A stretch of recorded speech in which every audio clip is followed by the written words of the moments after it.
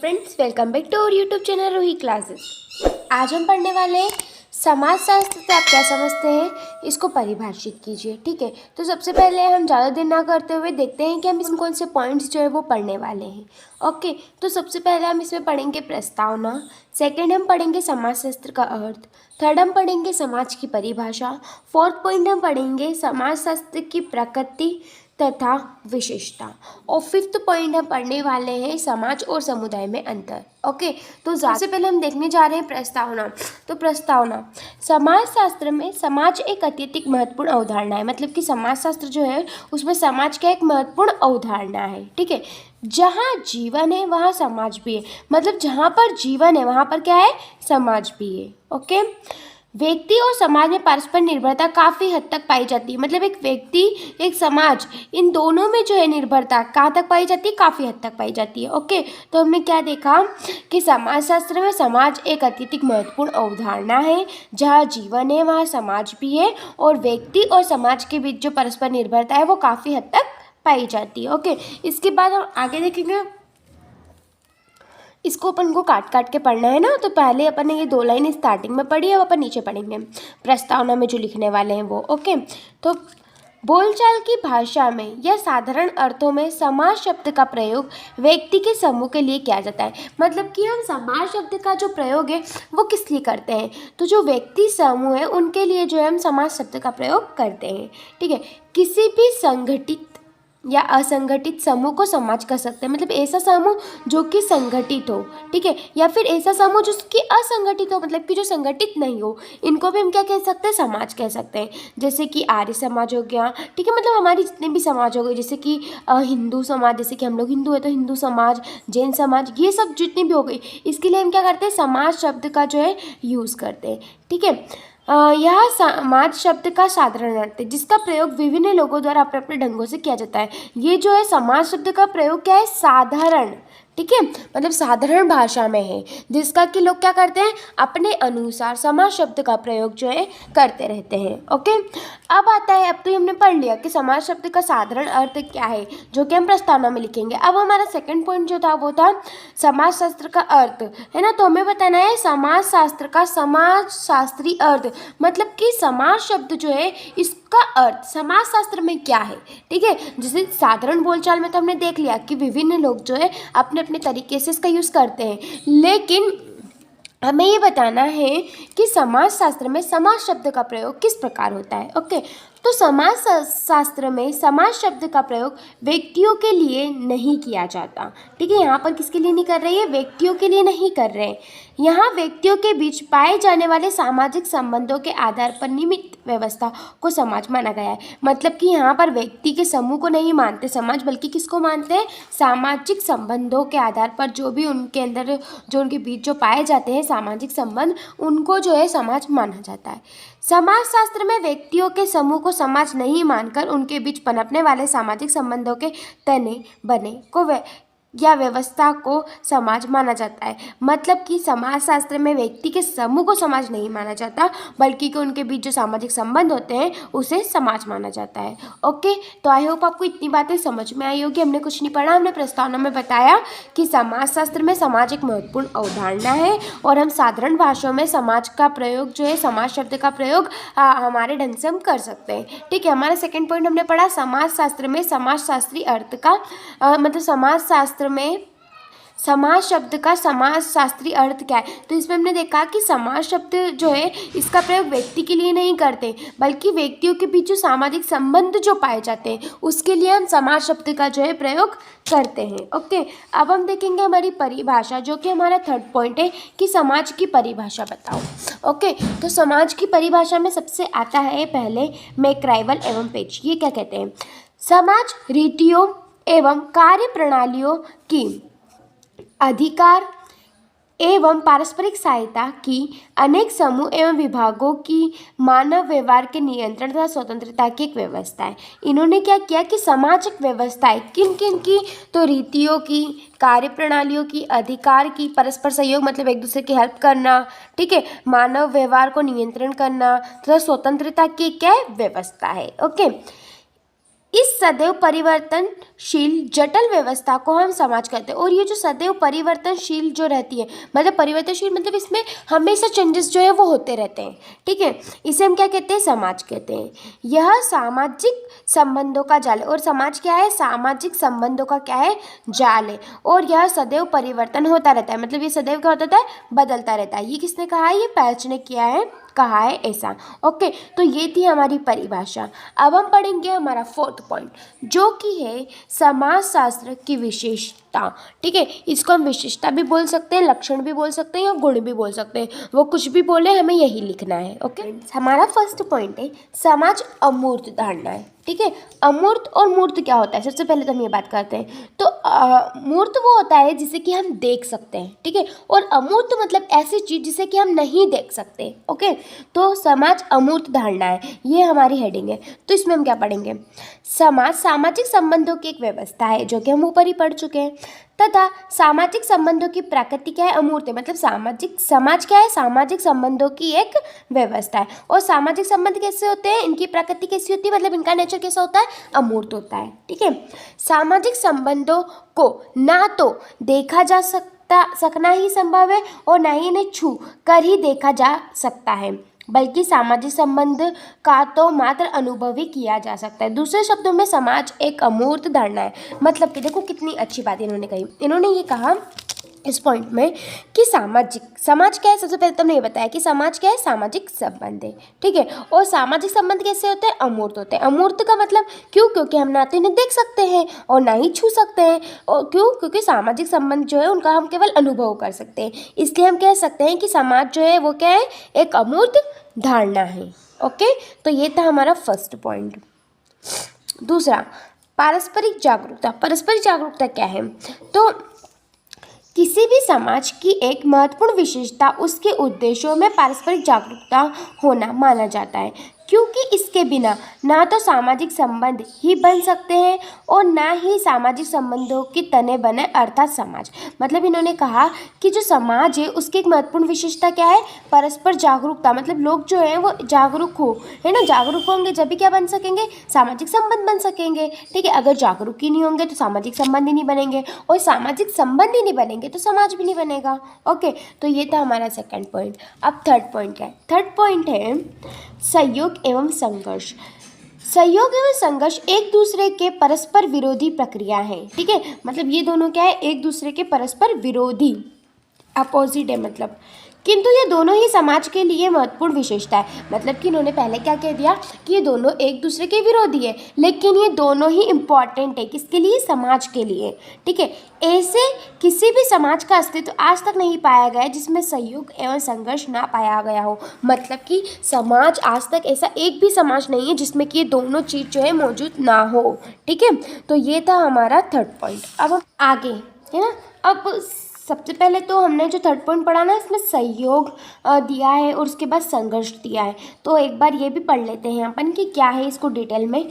तो सबसे पहले आता है सहयोग, है ना, जो कि हमने पढ़ा सहयोग और संघर्ष, तो हमको ये पढ़ना है। सबसे पहले हम पढ़ेंगे सहयोग। सहयोग क्या है, सहयोग वह महत्वपूर्ण कृत्य है, मतलब कार्य है ना, जिसके अभाव में किसी भी समाज का बना रहना असंभव है। मतलब कि अगर सहयोग नहीं है तो उसमें कोई भी समाज जो है वो हो ही नहीं सकता, ऐसा इन्होंने कहा।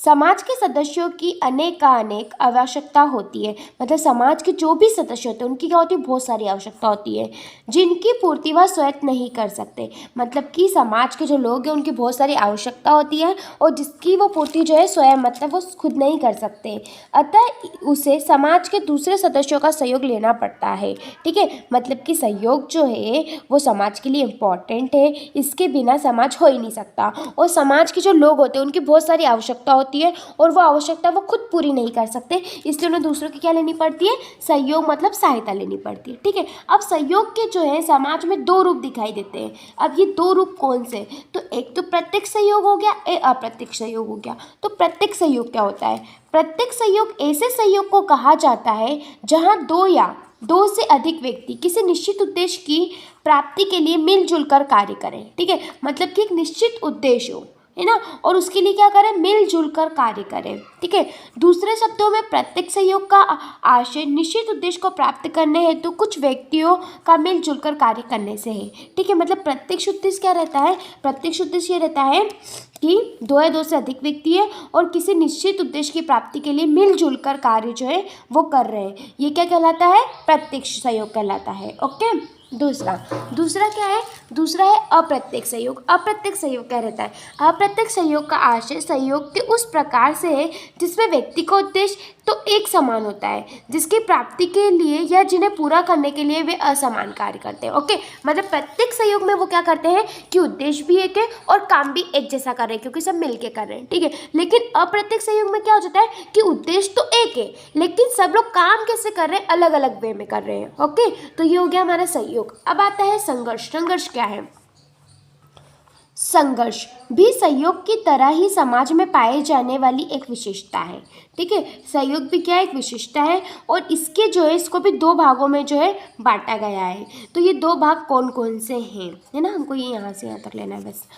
तो दो कौन से हैं, प्रत्यक्ष संघर्ष और अप्रत्यक्ष संघर्ष। प्रत्यक्ष संघर्ष कौन सा होता है, प्रत्यक्ष संघर्ष वह संघर्ष है जिसे प्रत्यक्ष रूप से देखा जा सकता है, जैसे कि सांप्रदायिक दंगे या दो सेनाओं की लड़ाई। मतलब कि प्रत्यक्ष संघर्ष मतलब जहाँ पर हम देख सकते हैं, है ना, स्पष्ट रूप से, प्रत्यक्ष रूप से, है ना, जैसे कि दो सेनाओं के बीच अगर लड़ाई हो रही तो वो प्रत्यक्ष संघर्ष हो रहा है। अप्रत्यक्ष संघर्ष क्या होता है, अप्रत्यक्ष संघर्ष क्या होता है, अप्रत्यक्ष संघर्ष वे संघर्ष कहे जाते हैं जिनमें संघर्षरत व्यक्ति, समूह या समुदाय एक दूसरे से प्रत्यक्ष संबंध या आमने सामने के संबंध नहीं रखते, किंतु विरोधी व्यक्ति समूह या समुदाय के हितों पर चोट करते रहते हैं। मतलब कि यहाँ पर क्या है कि वो एक दूसरे से आमने सामने संघर्ष नहीं करते, लेकिन फिर भी एक दूसरे के समूह या समुदाय को क्या करते हैं, चोट करते रहते हैं, हितों को चोट करते रहते हैं। तो ये क्या कहलाता है, अप्रत्यक्ष संघर्ष कहलाता है। ओके, अब हम हमारा फोर्थ पॉइंट पढ़ेंगे हम। तो फोर्थ पॉइंट क्या है, अन्योन्य आश्रितता।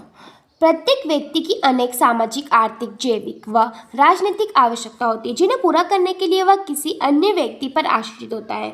उदाहरण, यौन संतुष्टि के लिए पुरुष और स्त्री परस्पर एक दूसरे पर आश्रित रहते हैं। मतलब इन्होंने कहा कि एक व्यक्ति जो है उसकी बहुत सारी आवश्यकता रहती है, ठीक है, और इसलिए उन आवश्यकता को पूरा करने के लिए उस व्यक्ति को क्या करना पड़ता है, दूसरों पर जो है आश्रित, मतलब दूसरों पर डिपेंड रहना पड़ता है। ठीक है, तो यही हमारे फोर्थ पॉइंट में जो है बताया गया है। अब हम पढ़ेंगे हमारा फिफ्थ पॉइंट, जो कि है समानता और भिन्नता। ये क्या है, समाज का अस्तित्व एवं विकास समाज के सदस्यों के मध्य सामाजिक संबंधों पर निर्भर करता है। सामाजिक संबंध तभी बनते हैं जबकि व्यक्तियों में किसी प्रकार की कोई समानता हो, जिससे महिलाओं के लैंगिक समानता के कारण इन्हें शीघ्र परस्पर संबंध बन जाते हैं। इसी प्रकार एक ही विचारधारा, मनोवृत्ति, जाति, धर्म, समुदाय, क्षेत्र आदि के व्यक्तियों में समानता होने से शीघ्र ही परस्पर संबंध हो जाते हैं। ठीक है, मतलब कि यहाँ पर हमें क्या बताना है, समानता बताना है। तो इन्होंने कहा कि जो समानता है, समाज में जो समानता है वो क्या करती है, सदस्यों के मध्य सामाजिक संबंधों पर ही निर्भर करती है। ठीक है, मतलब कि अगर वो समान है, जैसे कि एग्जाम्पल यहाँ पर इन्होंने कहा कि अगर एक ही जाति, एक ही धर्म के लोग हैं तो वो शीघ्र ही क्या कर लेंगे, संबंध जो है परस्पर संबंध, मतलब एक दूसरे से संबंध क्या है, बना लेंगे। ठीक है, क्योंकि वो एक ही जाति, एक ही धर्म के हैं। ठीक है, तो ये तो हो गया हमारा समानता। आगे हम पढ़ते हैं भिन्नता। इसी प्रकार समाज के अस्तित्व के लिए भिन्नता भी उतनी ही आवश्यकता होती है। जैसे स्त्री तथा पुरुष में पाई जाने वाली भिन्नता प्राकृतिक भिन्नता है, इसी से व्यक्ति, मुख्यमंत्री, कलेक्टर, कमिश्नर, पुलिस, है ना, मतलब कि इनका क्या है, इन्होंने ऐसा कहा कि समानता भी आवश्यक है समाज के लिए और भिन्नता भी आवश्यक है। समानता के लिए क्या है, अगर समान एक ही जाति, एक ही धर्म के लोग हैं तो वो क्या करेंगे, जल्दी से जो है समानता होने के कारण परस्पर संबंध जो है बन जाते हैं उनके बीच। ठीक है, और भिन्नता भी समाज के लिए उतनी ही आवश्यकता है। ठीक है, क्योंकि समाज में जो है हर एक व्यक्ति जो है वो अलग अलग रहता है। जैसे कि हर कोई व्यक्ति जो है मुख्यमंत्री नहीं बन सकता, हर कोई व्यक्ति जो है कलेक्टर नहीं बन सकता, तो समाज के लिए क्या है, भिन्नता भी उतनी ही आवश्यक है। ओके, अब हम पढ़ेंगे हमारा नेक्स्ट पॉइंट, जो कि है सिक्स्थ पॉइंट, परिवर्तनशीलता तथा जटिलता। ठीक है, तो ये क्या है, परिवर्तनशीलता तथा जटिलता समाज का महत्वपूर्ण लक्षण है। मतलब परिवर्तनशीलता और जटिलता क्या है, समाज का एक महत्वपूर्ण लक्षण है, परिवर्तन मतलब विशेषता है। परिवर्तन एक सार्वभौमिक प्रक्रिया है। परिवर्तन प्रकृति का शाश्वत अटल नियम है। मानव, पशु, पेड़ पौधों, समाज, संस्कृति आदि सभी में परिवर्तन का प्रभाव देखा जा सकता है, क्योंकि अभी तक किसी भी ऐसे समाज को नहीं खोजा जा सका जिसमें परिवर्तन ना हुआ हो। अतः परिवर्तनशीलता समाज का गुण है। मतलब कि उन्होंने कहा कि जो परिवर्तनशीलता और जटिलता जो है वो क्या है, समाज का एक गुण है। और परिवर्तन जो है, समाज में परिवर्तन जो है वो होते रहते हैं, ठीक है। और आज तक ऐसा समाज जो है वो नहीं खोजा गया जिसमें कि परिवर्तन ना हुआ हो, क्योंकि हर चीज़ में जो है परिवर्तन होता रहता है। और इसलिए इन्होंने कहा है कि परिवर्तनशीलता जो है वो क्या है, समाज का एक गुण है। ओके, अब ये तो हो गया हमारा 6 पॉइंट। अब हम पढ़ेंगे हमारे आगे के पॉइंट जो कि है 7 पॉइंट। 7 पॉइंट क्या है, एक हमारा पॉइंट है 7 पॉइंट, संगठन और विखंडन। समाज में संगठन और विखंडन दोनों ही तत्व पाए जाते हैं। मतलब समाज में दोनों ही चीज़ें जो है पाई जाती है। संगठन एक संक्षेप धारणा है। संगठन के अभाव में ना तो कोई भी समाज उचित रूप से कार्य ही कर पाता है और ना ही इच्छुक लक्ष्यों को प्राप्त ही कर सकता है। वास्तव में यह तय है कि समाज का अस्तित्व संगठन पर ही निर्भर करता है। मतलब कि इन्होंने कहा कि समाज में जो है संगठन का होना आवश्यक है, क्योंकि संगठन होगा तभी वो क्या कर सकते हैं कि समाज जो एक उचित ढंग से काम कर सकती है और उसकी जो भी इच्छा है उसको प्राप्त कर सकती है। ओके, आगे आगे हमारा पॉइंट है 8 पॉइंट। 8 पॉइंट में है समाज केवल मनुष्यता की सीमित नहीं है ना। समाज केवल मनुष्यता की सीमित नहीं है बल्कि सभी प्राणियों के समाज होते हैं। मतलब केवल हमारा ही मनुष्यों का ही समाज नहीं होता, बल्कि जितने भी प्राणी हैं उनके भी समाज होते हैं, चाहे वह पशु पक्षी, मधुमक्खी, चींटी, कीड़े मकोड़े व अन्य प्राणी क्यों ना हो। मतलब कि सभी में, सभी कोई भी प्राणी, कोई भी जीव हो, उनमें क्या पाया जाता है, समाज पाया जाता है। यह एक अलग पक्ष है कि मानव समाज तथा अन्य प्राणियों के समाज में प्रायतः भेद होता है। मतलब कि ये एक अलग बात है कि मानव समाज और प्राणियों का जो समाज है उसमें अंतर है, लेकिन समाज तो सबके पाए जाते हैं, ठीक है। तो ये था हमारा पॉइंट जो कि था समाज की विशिष्टता, लक्षण या गुण। अब हम पढ़ने वाले हैं समाज और समुदाय में अंतर। हाँ तो फ्रेंड्स, हमारा लास्ट पॉइंट है समाज और समुदाय में अंतर बताइए, ठीक है। तो इसमें तो वैसे काफ़ी सारे अंतर दिए हैं, लेकिन अपन कोई अच्छे से अंतर पढ़ेंगे, 5 या 6। तो देखते हैं, आपको जो सा अच्छा लगे आप वो पढ़ सकते हैं। समाज एक अमूर्त धारणा है। समाज एक किसी धारणा है, अमूर्त, जिसे हम देख नहीं सकते, ठीक है। जबकि समुदाय क्या एक मूर्त धारणा है जिसे हम देख सकते हैं। ओके, समाज से तात्पर्य सामाजिक संबंधों के जाल से। समाज से तात्पर्य क्या है, सामाजिक संबंधों के जाल से, जिसमें सहयोग व असहयोग, सहयोगी व असहयोगी दोनों प्रकार के सामाजिक संबंध कहे जाते हैं। जबकि समुदाय केवल सहयोगी संबंध ही आते हैं। मतलब इन्होंने क्या किया कि समाज जो है वो एक सामाजिक संबंध का जाल है जिसमें सहयोगी असहयोगी दोनों प्रकार के संबंध जो आते हैं, लेकिन समुदाय में केवल कैसे संबंध आते हैं, सहयोगी संबंध आते हैं। ओके, आगे, समाज का कोई निश्चित भौगोलिक क्षेत्र नहीं होता, समुदाय का एक निश्चित भौगोलिक क्षेत्र होता है। समाज का जो एक निश्चित भौगोलिक क्षेत्र नहीं है, जबकि समुदाय का क्या होता है, एक निश्चित भौगोलिक क्षेत्र होता है, ठीक है। आगे, समाज का कोई विशिष्ट नाम नहीं होता, प्रत्येक समुदाय का एक विशिष्ट नाम होता है जिसे वह पहचाना जाता है। मतलब समाज का तो कोई नाम नहीं है, लेकिन समुदाय जो है इसका एक विशिष्ट नाम होता है जिससे कि वह पहचाना जाता है। ओके, आगे, समाज के लिए सामुदायिक भावना का होना आवश्यक नहीं है, जबकि समुदाय के लिए सामुदायिक भावना का होना आवश्यक है। ओके, वैसे सारे पॉइंट ही सिंपल है, अपन सब पढ़ते हैं। प्रत्येक समाज समुदाय नहीं हो सकता, जबकि प्रत्येक समुदाय एक समाज होता है। मतलब कि प्रत्येक समाज जो है ना, वो क्या नहीं हो सकता, समुदाय नहीं हो सकता, लेकिन प्रत्येक समुदाय क्या होता है, एक समाज होता है। ओके, समाज का निर्माण पहले होता है, जबकि समुदाय का निर्माण समाज के बाद होता है। समाज क्या होती है, पहले बनती है और उसके बाद समुदाय बनता है, ठीक है। समाज में अनेक संस्कृतियाँ पाई जाती है, जबकि समुदाय की अपनी एक विशेष संस्कृति होती है। मतलब समाज में क्या होती है, बहुत सारी संस्कृति पाई जाती है, लेकिन समुदाय की क्या होती है, अपनी एक अलग या फिर विशिष्ट प्रकार की संस्कृति होती है। आगे, समाज सार्वभौमिक होता है, जबकि समुदाय क्षेत्रीय होता है। एक समाज के अंदर कई समुदायों का मिश्रण देखा जा सकता है। मतलब एक समाज के अंदर क्या होता है, बहुत सारे समुदाय जो हो सकते हैं, अर्थात एक समाज में कई समुदाय हो सकते हैं, किंतु एक समुदाय में एक से अधिक समाज नहीं हो सकता। मतलब एक समुदाय में केवल एक ही समाज हो सकता है, एक से अधिक नहीं हो सकता, लेकिन समाज के अंदर बहुत सारे समुदाय हो सकते हैं। ओके, आगे, समाज में सामान्य लक्षण आवश्यक नहीं है, जबकि समुदाय में समान हित और स्वार्थ में समानता का होना अत्यधिक आवश्यक गुण माना जाता है। मतलब कि समाज जो है उसमें सामान्य लक्षण जो है वो आवश्यक नहीं है, लेकिन समुदाय के लिए क्या है, वो आवश्यक हो कि सभी व्यक्ति के जो हित है वो सामान्य हो, एक जैसे हो। ठीक है, आगे, समाज में सहयोग एवं विघटन दोनों प्रक्रिया साथ साथ चलती रहती है। इसके सदस्यों में समान और समानता और असमानता दोनों ही पाई जाती है, किंतु समुदाय में सहयोगी संबंध का होना अति आवश्यक गुण है। ठीक है, मतलब इन्होंने क्या किया कि समाज जो है उसमें संगठन सहयोग, समाज में सहयोग और विघटन की जो प्रक्रिया है वो क्या चलती रहती है, साथ साथ चलती रहती है, और इसमें समानता और असमानता के गुण जो है वो दोनों पाए जाते हैं। किंतु समुदाय की हम बात करें तो इसमें सहयोगी संबंध का होना जो है वो अत्यधिक आवश्यक माना जाता है। ओके, तो फ्रेंड्स ये थे हमारे कुछ पॉइंट्स। आई होप आपको अच्छे लगे हो। अगर आपको हमारी वीडियो से ज़रा भी हेल्प होती है तो प्लीज़ हमारे चैनल को सब्सक्राइब कीजिए, वीडियो को लाइक कीजिए, ज़्यादा से ज़्यादा शेयर कीजिए। Thanks for watching this video.